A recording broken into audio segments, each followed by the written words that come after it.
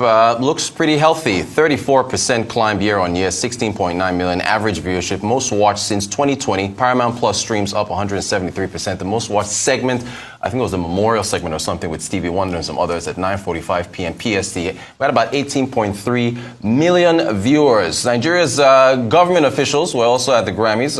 Hannatu Musawa, Creative Economy Minister, attended the Grammys. She was there to take in the proceedings, and of course, it ties into her mandate since Nigeria was well represented in the nominees and performances as well.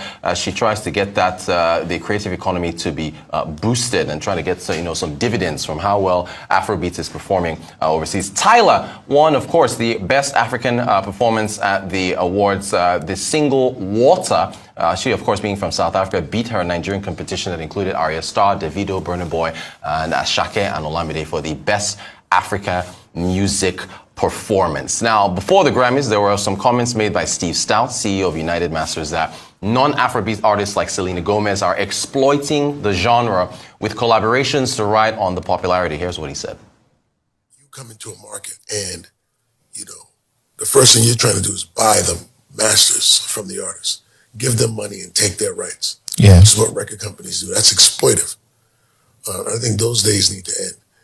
And then the other thing that they do is you have these songs that are already big, and then the record company comes in and then puts artists like Selena Gomez on the record.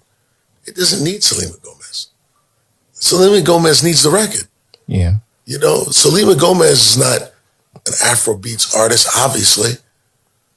She's trying to jump on Afrobeats so that she can get hot. Yeah. They need you.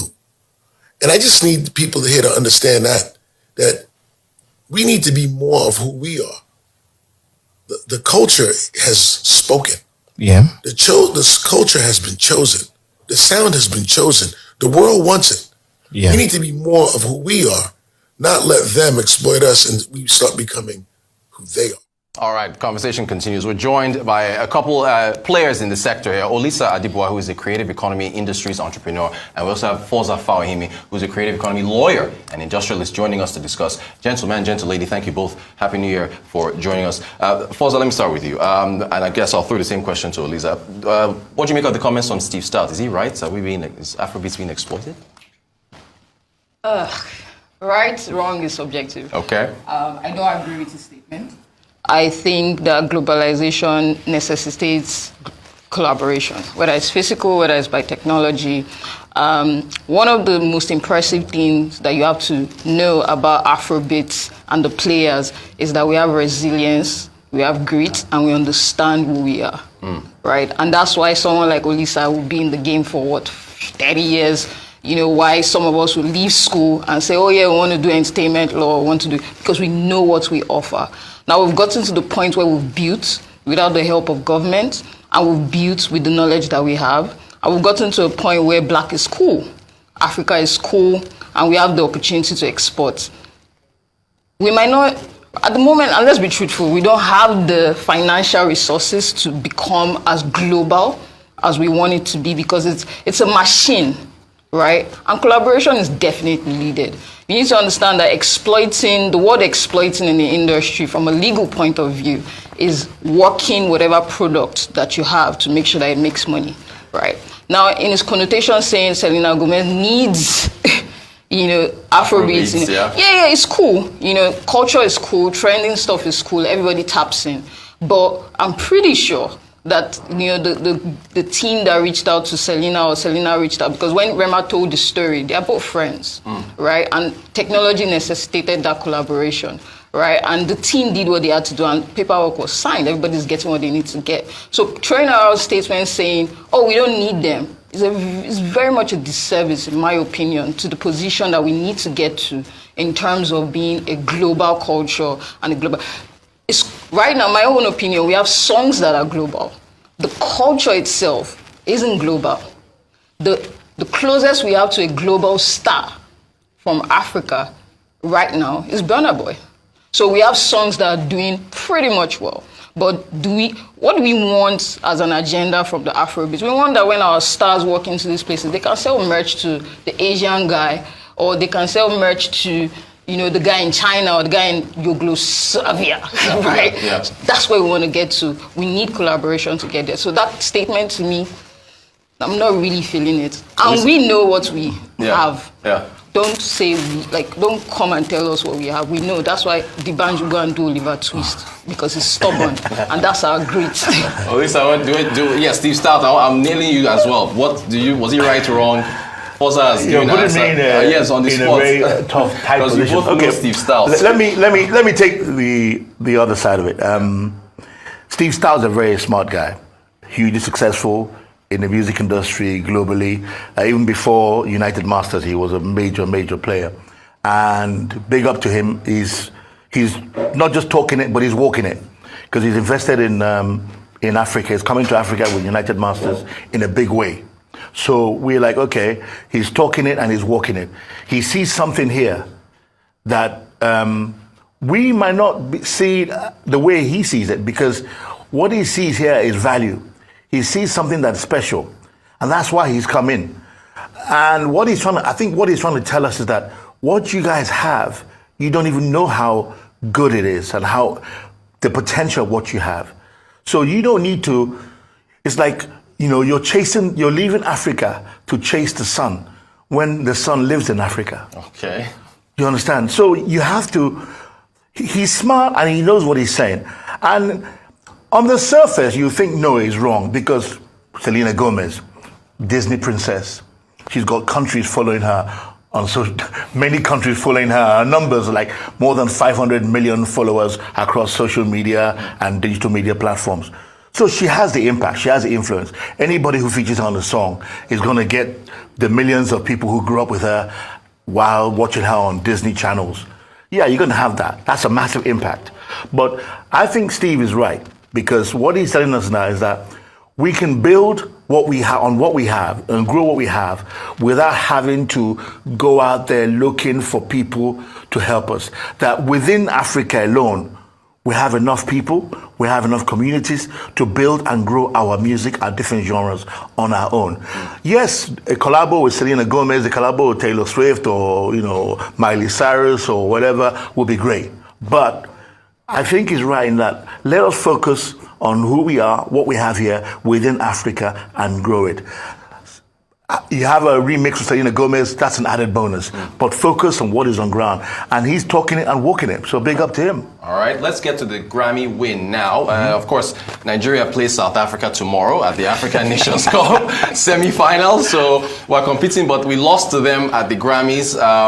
What do you make of Tyla's win? Now, we try to justify it with Spotify streams, and I do want to get the both of your take on that. So we'll put up the streaming numbers for Water versus Unavailable versus City Boys and all the other numbers, and Arya Star's Rush as well. So what do you make of Tyla's win? I don't know if I should ask you if it was deserved, but let's guess. What are your thoughts? What are your thoughts on Tyla's win? So first things first, shout out to the women's squad. Yeah. I'm happy a woman picked it up, because it's such a significance for young women in the Afrobeats or in the African music industry, because whilst we have so many men on top, and women kind of struggle to get to that global, so that's a good thing.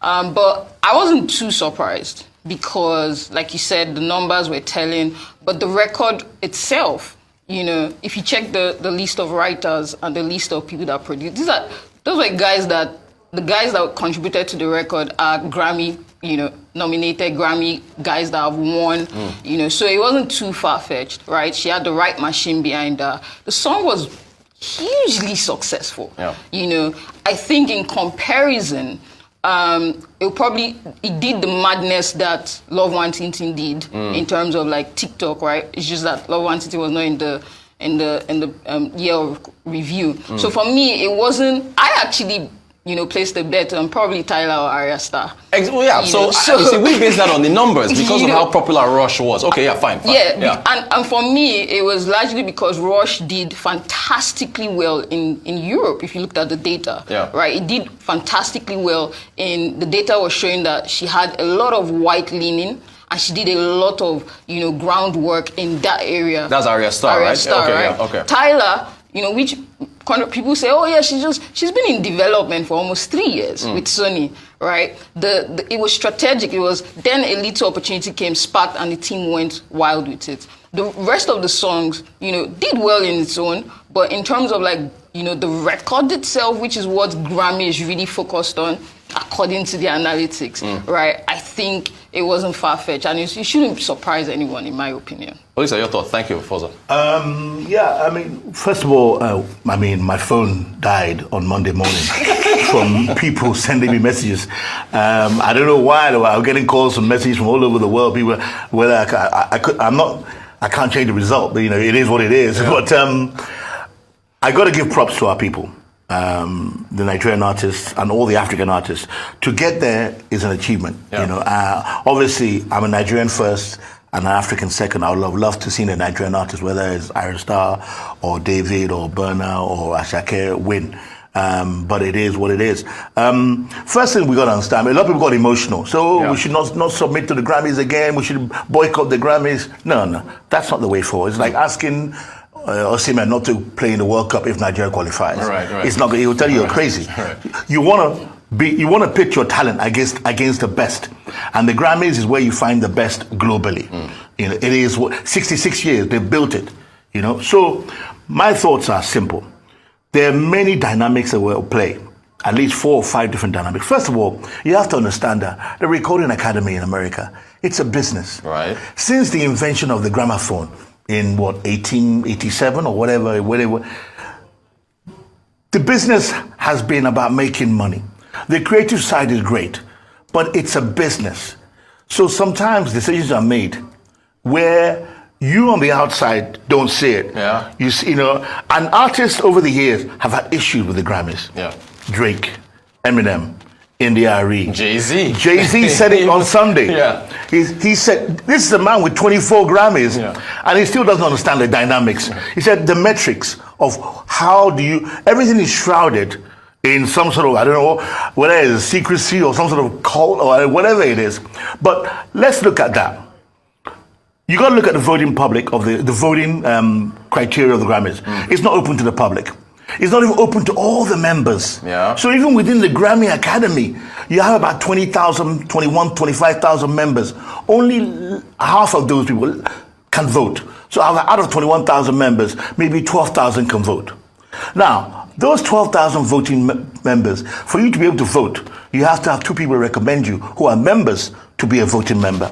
So of those 12,000 who can vote, at least 60% of them are Caucasian. Right.